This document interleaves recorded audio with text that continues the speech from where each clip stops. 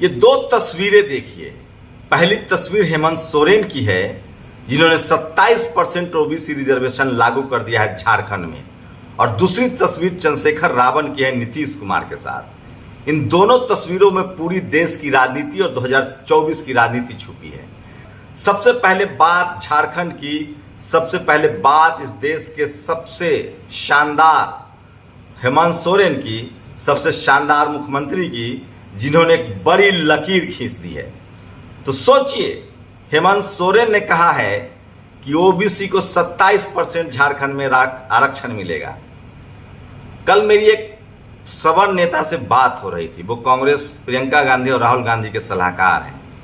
मैंने कहा हिंदू मुस्लिम कार्ड क्या है आपके पास? उन्होंने कहा समाज को जातियों में तोड़ दिया गया है, हमको एकजुट करना पड़ेगा और सबको मिलाना पड़ेगा। मैंने कहा हिंदू मुस्लिम का एक ही कार्ड है, सोशल जस्टिस। सोशल जस्टिस मतलब रिजर्वेशन और ओबीसी रिकमेंडेशन के सारे आयामों को लागू करना, क्योंकि हिंदू के नाम पर जो सबसे ज्यादा दिग्भ्रमित समाज है वो है ओबीसी। सवर्ण तो वोट करता है बाय चॉइस बीजेपी को, क्योंकि उसको मुसलमान टाइट रखना है, क्योंकि उसको हिंदू धर्म के जो कास्ट सिस्टम है उसको मजबूत करना है, और एससी एसटी ओबीसी माइनॉरिटी का आरक्षण खत्म करना है। तो वो तो कभी हटेगा नहीं बीजेपी से, क्योंकि बीजेपी आरएसएस से काम कर रही है। रही बात कौन लोग आपको हिंदू के नाम पर बरगलाए गए हैं, शेड्यूल कास्ट इसलिए वोट करता है कि मुसलमान टाइट रहे, जो आरक्षण नहीं समझता है। ओबीसी इसलिए वोट करता है कि मुसलमान टाइट रहे। अब इस मुसलमान टाइट रहे के चक्कर में ओबीसी अपना अधिकार खो रहा है, शेड्यूल कास्ट अपना अधिकार खो रहा है, ट्राइबल अपना अधिकार खो रहा है। लेकिन जैसे आप उसका अधिकार देना शुरू कर देंगे वो आपकी तरफ आ जाएगा।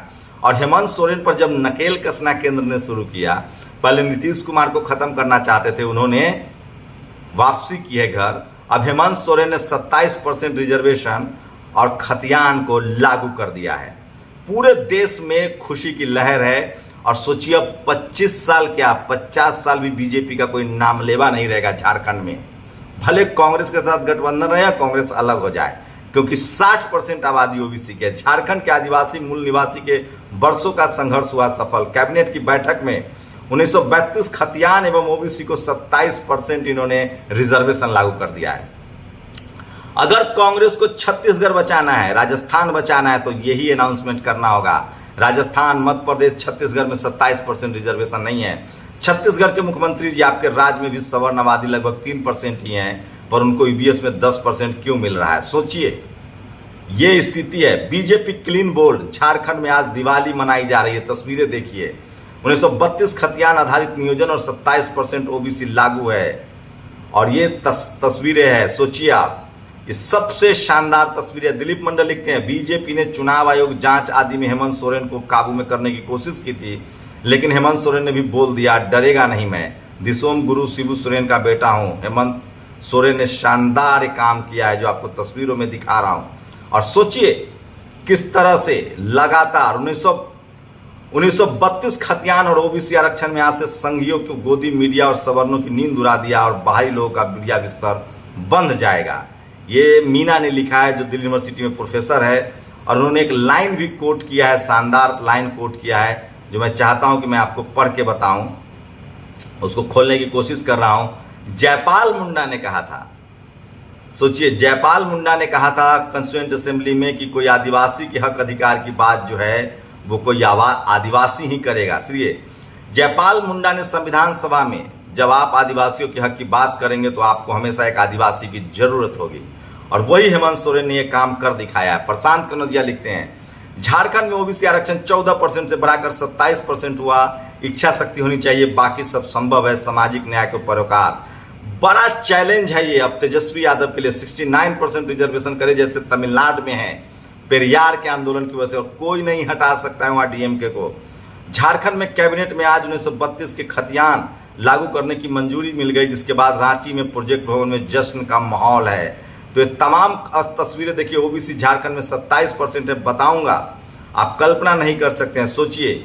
और ये तस्वीरें देखिए, हेमंत सोरेन, राहुल गांधी, तेजस्वी यादव, किस तरह से। मैं एक सवर्ण साथी हैं, लिबरल साथी हैं, राजपूत समाज से हैं, उनमें न्याय की अवधारणा भी है, क्योंकि बीपी सिंह हो, अर्जुन सिंह हो, महाराणा प्रताप हो, इन लोगों में न्याय की ताकत होती है, इसलिए सुप्रीम कोर्ट में अब ठाकुर समाज के भी रिप्रेजेंटेटिव नहीं है। मैं उनको कल समझा रहा था कि सोशल जस्टिस एक इस हकीकत है। मेरे दोस्त हैं, वो शेड्यूल कास्ट के हैं, उनके अपना कैरियर इतना ज़्यादा ये है कि वो बहुत ज़्यादा नहीं बोलते, और मैं भी नहीं बहस करना चाहता था क्योंकि मैं नहीं चाहता था कि मेरे दोस्त का कैरियर बर्बाद हो जाए। लेकिन सवाल यही है कि हमारे समाज के लोग अपने कैरियर को लेकर इतना ज़्यादा चिंतित क्यों हैं। किसी के पैर में गिरकर कैरियर नहीं बनता है, और वो जो सवर्ण समाज के सलाहकार हैं उनसे अच्छा लगा, लेकिन सवाल वही है कि सवर्ण समाज के लोग अपने समाज के हितों के खिलाफ क्यों जाएंगे, और जाना भी नहीं चाहिए। आप अपने समाज, जो SC ST OBC माइनॉरिटी के लोग अपने समाज का ही छोड़ रहा है वो उसकी गलती है। सवर्ण समाज क्यों छोड़ेगा? उसमें भी वो लिबरल दिखते हैं, और अच्छी बात है लिबरल हैं भी। उसी तरह से जैसे कोई SC ST OBC माइनॉरिटी के हक अधिकार की बात SC ST OBC माइनॉरिटी का लोग ही कर सकता है। अब दूसरी तस्वीर देखिए, मैं लगातार आप लोग को कह रहा था कि बिहार में तेजस्वी यादव तभी CM बनेंगे जब मुख्यमंत्री पद नीतीश कुमार के पास रहे या इनके गठबंधन में आ जाए। मैंने यूपी में आपको कहा था कि अखिलेश यादव नहीं जीत पाएंगे चुनाव, क्योंकि चीफ जस्टिस से लेकर चपरासी तक जो सवर्ण समाज के लोग हैं वो BJP RSS की मदद करते हैं। चाहे वो चपरासी हो या चीफ जस्टिस हो, चाहे CAG हो, चाहे ED हो, चाहे इनकम टैक्स हो, चाहे चुनाव आयोग हो, चाहे सुप्रीम कोर्ट में बैठे जज हो। इकोनॉमिक वीकर सेक्शन के 5 सवर्ण जज सुनवाई कर रहे हैं। मुझे पता है फैसला क्या होगा। अमित शाह के बेटे पर सौरव गांगुली BCCI के बने रहेंगे, उस पर सुप्रीम कोर्ट का फैसला है। मुझे पता था फैसला क्या आएगा। अगर फैसला नहीं आता तब अचंभा होता। मैंने पहले भी कहा था कि अगर मायावती जी देर करती हैं और वो गठबंधन में नहीं आती हैं तो चंद्रशेखर रावण बड़े तुरूप के पत्ता साबित होंगे विपक्षी एकता के लिए। नीतीश कुमार ने वो खेल शुरू कर दिया है, वो गोटी चल दी है, और रावण पूरे देश में बड़े चेहरे के तौर पर प्रोजेक्ट होंगे। वैसे आकाश आनंद भी लगातार राजस्थान मध्य प्रदेश में मिल रहे हैं, लोगों से बात कर रहे हैं, लेकिन जिस तरह से BJP से बहुजन समाज के लोग नाराज हैं, वो किसी कीमत पर अब BJP को मौका नहीं देना चाहते हैं। और अभी भी BSP सुप्रीमो के बगैर भारत की राजनीति के बारे में सोचा नहीं जा सकता है। लेकिन अगर वो विपक्ष के गठबंधन में नहीं आती हैं, अगर वो अकेले चुनाव लड़ने का फैसला करते हैं, तो समाज उनका साथ छोड़ देगा। जो पब्लिक परसेप्शन है, जो ग्राउंड पर लोग बता रहे हैं, ओवैसी के साथ भी यही होगा। अगर ओवैसी गठबंधन में नहीं आते और अकेले चुनाव लड़ते हैं तो मुस्लिम समाज भी उनका साथ छोड़ देगा, क्योंकि सबको लगता है अब कि जो भी इस चुनाव में अकेले लड़ेगा वो BJP को फायदा पहुंचा रहा है। और चंद्रशेखर रावण को विपक्ष के तौर पर, सोचिए अखिलेश यादव का कितना नुकसान हो गया था। रावण को उन्होंने ह्यूमिलिएट किया, रावण टीवी पर आए, उसके बाद BSP सुप्रीमो को फायदा हुआ। जो vote free of cost Akhilesh Yadav को जाने वाला था, लोगों ने प्रेस्टीज इशू बनाया। पूरा बहुजन समाज सम्मान की लड़ाई लड़ता है। मैं फिर कह रहा हूं, हिंदुत्व की राजनीति, हिंदू मुस्लिम की राजनीति के खिलाफ एक ही काट है, पेरियार, फुले अंबेडकर और सोशल जस्टिस। इसके अलावा कोई काट नहीं है, और वो हेमंत सोरेन ने चल दिया है। सवर्ण समाज के लोग की सहमति मेरे लिए बहुत जरूरी नहीं होती। अपने मुद्दों पर आप टिके रहिए, और ये बहुजन समाज के लोग ही कोई कर सकता है। लेकिन मैं तकलीफ में होता हूं जब हमारे समाज के लोग अपने हितों के लिए समाज के हितों का सौदा करते हैं। आप यकीन मानिए, आप बिल्कुल कुछ नहीं कर पाएंगे, सेटिस्फैक्शन भी नहीं मिलेगा। इसलिए समाज का हित, जो व्यक्ति आगे रखेगा, उसका निजी हित भी बहुत बड़ा होगा और सधेगा। तो मायावती जी अभी भी बड़ी प्लेयर हैं, बड़ी आइकॉन है। वो एक दिन मैं इंडिया गेट पर खड़ी हो जाए तो इस देश में जातिवाद, मनुवाद की चूल्हे हिल जाएंगी। विपक्ष में अगर वो आके लड़ती है तो सबसे PM नहीं तो राष्ट्रपति की उम्मीदवार होंगी वो, अगर विपक्ष की सरकार बनती है तो। ये उनकी विश्वसनीयता और क्रेडिबिलिटी। और अगर वो गठबंधन में नहीं आती हैं तो समाज उनका कहीं साथ न छोड़ दे, ये डर है मुझे। और चंद्रशेखर रावण से नीतीश कुमार की मुलाकात हुई है। आप लोग को क्या लगता है कि BSP सुप्रीमो मायावती को गठबंधन में आना चाहिए? वो गठबंधन में जिसमें OBC, SC ST के लोग बड़े चेहरा होंगे, जिसमें कांग्रेस B दूसरे नंबर पे होगी, लालू यादव, नीतीश कुमार, हेमंत सोरेन, ममता बनर्जी, अखिलेश यादव, मायावती जी, अगर ये मिलती हैं, देवगौड़ा, नवीन पटनायक, जगनमोहन रेड्डी, TDP, तो सबसे बड़ा फैसला होगा। और मुझे उम्मीद है कि ऐसा होने जा रहा है 2024 में, क्योंकि नीतीश कुमार को आप झुटला नहीं सकते हैं। लालू यादव सोशल जस्टिस की राजनीति समझते हैं, और कांग्रेस भी छत्तीसगढ़, राजस्थान में तभी बचेगी जब 27% रिजर्वेशन का ऐलान करे और बीएसपी सपा तमाम दलों से गठबंधन करे, नहीं तो नहीं बच पाएगी। लेकिन जो तमाम पार्टियों में सवर्ण सलाहकार होते हैं वो सोशल जस्टिस और आरक्षण के खिलाफ है, क्योंकि अपने उनके समाज के हित ज्यादा अच्छा लगता है, उनको रखना भी चाहिए।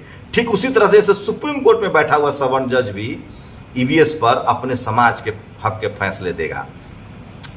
और मूल्य की मुस्कान कितनी बेशर्मी, सोचिए ये है गोवा के वो कांग्रेस के एमएलए जो बीजेपी में चले गए हैं। और ये तस्वीरें देखिए झारखंड में जेएमएम के जो तस्वीरें हैं, और ये तिकरी काम करेगी। और ये तस्वीरें आज सबके चेहरे सामने सोशल मीडिया पर है। 100 में 90 शोषित है और 90 भाग हमारा है। आज भीम आर्मी चीफ एएसपी राष्ट्रीय अध्यक्ष भाई चंद्रशेखर जी ने बिहार के मुख्यमंत्री नीतीश कुमार से मुलाकात की। सुप्रीम कोर्ट ने बीसीसीआई के संविधान में बदलाव को मंजूरी दी। अब सौरव गांगुली और जय शाह 2025 तक अपने पद पर बने रह सकते हैं। तो आज की सोशल मीडिया पर सबसे ज्यादा वायरल खबरें हैं, लोग जश्न मना रहे हैं। सोचिए जयपाल सिंह मुंडा ने संविधान सभा में, जब आप आदिवासियों के हक की बात करेंगे तो आपको हमेशा एक आदिवासी की जरूरत होगी। मैं कल से हैरान हूं कांग्रेस के सलाहकारों से मिलकर, और मेरे दोस्त जो हैं, मेरी दोस्ती बहुत अहम है, लेकिन अपना हित छोड़ना पड़ेगा। और वो जो सलाहकार है वो शानदार है, उनकी सोशल जस्टिस की समझ है, लेकिन वो ये बात नहीं मानते हैं कि हिंदुत्व के खिलाफ सोशल जस्टिस ही एकमात्र विकल्प है। खैर ये उनकी अपनी निजी राय है, बट शानदार बातचीत करके मौका मिला। और यह शुभांकर मिश्रा ये रोज फेक न्यूज फैलाता है। साधु की मौत वाला ये मध्य प्रदेश का वीडियो फैला रहा था, तो इनका क्या कहना। और यूपी के गोंडा में पुलिस ने एक युवक को पूछताछ के लिए बुलाया। युवक अपने रिश्तेदारों के साथ पहुंचा, वो अंदर थाने में ले गया। बाद में उसकी तबीयत खराब होने का बाद कहा गया और उसकी लाश मिली है। और भारत लद्दाख में अब तक पेट्रोलिंग पॉइंट 15 तक करता था। मोदी जी की छवि बचाने के लिए शोर मचा के कोई नहीं घुसा है, अब उसको बफर जोन बना दिया गया है। तो सोचिए इस तरह के हालात हैं इस देश में, और आज सोशल जस्टिस की बात सबसे ऊपर है। आपको क्या लगता है कि हिंदू मुस्लिम की राजनीति की काट सिर्फ सोशल जस्टिस है? इस देश में एससी एसटी ओबीसी माइनॉरिटी को अपने हक अधिकार, 90% मुसलमान इस देश में ओबीसी है।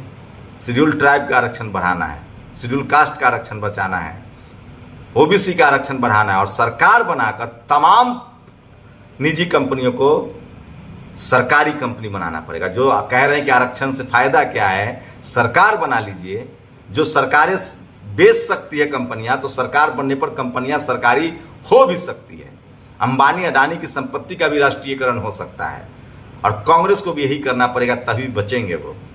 मैं फिर कह रहा हूं, हिंदू मुस्लिम की राजनीति का एकमात्र काट है सोशल जस्टिस, भारत का संविधान और एससी एसटी ओबीसी। लेकिन जितने सवर्ण सलाहकार हैं वो इससे सहमत नहीं है। जो जेएनयू में पढ़े लिखे हैं वो भी इससे सहमत नहीं है। ये उनकी निजी राय है, उनके समाज का हित है।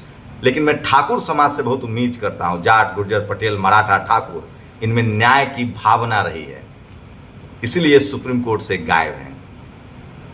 अपनी प्रतिक्रिया जरूर दीजिए। शुक्रिया।